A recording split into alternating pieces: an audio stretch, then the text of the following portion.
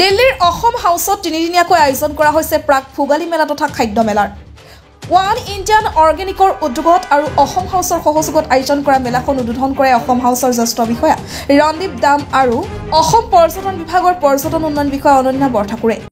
One India অৰ্গেনিকৰ main কনচেপ্টটো হৈছে যে organic প্ৰডাক্টছৰ platform create কৰা।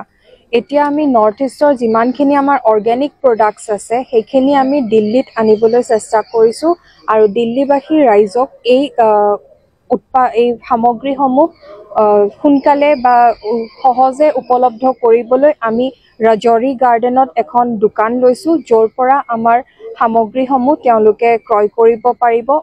এনি টাইম আমাৰ নৰ্থ ইষ্টৰ প্ৰডাক্টছ আৰু যিকোনো আমাৰ ষ্টেটৰ অৰ্গেনিক প্ৰডাক্টছসমূহ আমাৰ ষ্ট'ৰত এভেইলেবল আছে। তেওঁলোকে আহিলে সকলো ধৰণৰ পাব আৰু আমাৰ ড'ৰ ষ্টেপ ডেলিভাৰী যাক কোৱা হয় হোম ডেলিভাৰী, এই হোম ডেলিভাৰীৰো আমি ব্যৱস্থা ৰাখিছোঁ। এই মেলাত অসমৰ পৰা অনা জহা চাউল, বৰা চাউল, কোমল চাউল, লাড়ু, পিঠা, দৈ, চিৰা সকলো উপলব্ধ হৈছে। লগতে আছে থলুৱা অসমীয়া খাদ্য সম্ভাৰো। দিল্লীবাসী অসমীয়াক বিহুৰ বাবে প্ৰয়োজনীয় সকলো সামগ্ৰী উপলব্ধ কৰোৱাৰ বাবে আয়োজন কৰা হৈছে এই মেলাৰ। মই ধন্যবাদ জ্ঞাপন কৰিছোঁ ওৱান ইণ্ডিয়া অৰ্গেনিকক। তেওঁলোকে যে আমাৰ ইমান আদৰৰ ভোগালীৰ প্ৰাক্ষণত সকলোৰে সুবিধা হোৱাকৈ অসমৰ সকলো আপুৰুগীয়া চিৰা, পিঠা, কোমল চাউল, জহা চাউল সকলো মহানগৰীত উপলব্ধ কৰিছে।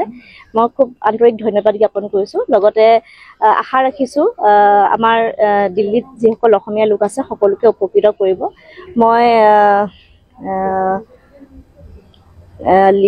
ওৱান ইণ্ডিয়া অৰ্গেনিকৰ পৰিচালিকা লিজাক ধন্যবাদ জ্ঞাপন কৰিছোঁ। বিগত সময়খিনিতো দেখিছোঁ তেওঁ ৰাষ্ট্ৰীয় আন্তঃৰাষ্ট্ৰীয় বিভিন্ন আমাৰ অনুষ্ঠানসমূহ মেলাসমূহত অংশগ্ৰহণ কৰিছে আৰু আমাৰ অসমৰ লগতে নৰ্থ ইষ্টৰ আমাৰ সামগ্ৰীবিলাক আপুৰুগীয়া সামগ্ৰীবিলাক তেওঁলোকে বিশ্ব দৰবাৰত তেওঁলোকে প্ৰদৰ্শন কৰিছে। ভৱিষ্যত উজ্জ্বল হ'ব আৰু লগতে অসমবাসী ৰাইজক ভোগালী বিহুৰ আন্তৰিক শুভেচ্ছা জ্ঞাপন কৰিছোঁ। বালিপৰাৰ পৰা প্ৰাঞ্জলৰ প্ৰতিবেদন, দ্য নৰ্থ ইষ্ট টাইমছ।